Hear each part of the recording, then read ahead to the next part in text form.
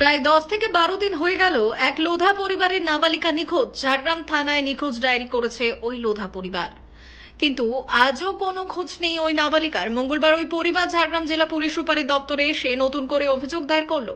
পরিবারের দাবি, ঝাড়গ্রামের আদিবাসী লোধা সম্প্রদায়ের ওই নাবালিকা রাষ্ট্রপতি পুরস্কার পেয়েছে, সে নাচে পারদর্শী।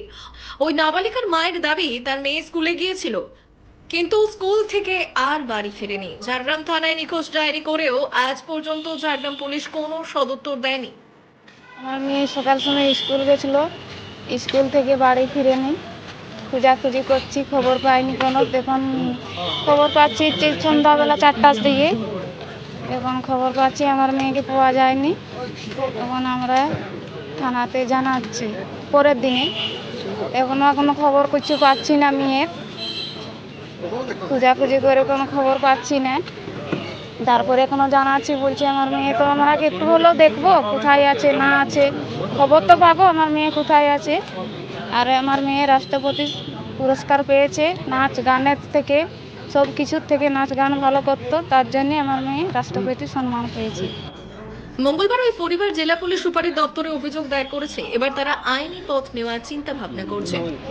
লোধা সম্প্রদায়ের নাবালিক মেয়েটা এসছে, মেয়ের মা এসছে। ওনারা নাকি ঝাড়গ্রাম পিএসে একটা ডায়েরি করেছিল। মেয়েটা 10-12-15 দিন ধরে নিখোঁজ আছে, গত 15 দিন ধরে নিখোঁজ আছে। থানাতে জানিয়েছি, ঝাড়গ্রাম থানা এখনও পর্যন্ত মেয়েটার কোনো খোঁজ দিতে পারেনি। তাই ওরা এসপির কাছে জানাতে চাইছে। এফআইআর করেছে ওরা ঝাড়গ্রাম পিএসে, কিন্তু এই মুহূর্তে ওরা এসপির কাছে জানাতে চাইছে যাতে ঝাড়গ্রাম থানা স্টেপ নেয়। সেই জন্য বাবা মা খুবই চিন্তিত এবং অ্যাংজাইটির মধ্যে রয়েছে। সেই জন্য মেয়েটাকে সত্য রিকভার করার দরকার আছে। পুলিশের কিন্তু 15 দিনের মধ্যেও ওকে রিকভার করতে পারেনি।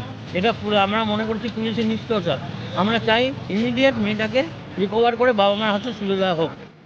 এমনিতেই আরজিকর কাণ্ড নিয়ে গোটা দেশ উত্তাল, কিন্তু এবার ঝাড়গ্রামে লোধা পরিবারের এক নাবালিকা নিখোঁজের ঘটনায় ঝাড়গ্রামে চাঞ্চল্য ছড়িয়েছে। ওই নাবালিকা কোথায় সেটা এখনো পুলিশ কেন বের করতে পারলো না, সেটা নিয়ে প্রশ্ন উঠছে। পাশাপাশি পুলিশ কি নিষ্ক্রিয়, সেই প্রশ্ন উঠছে।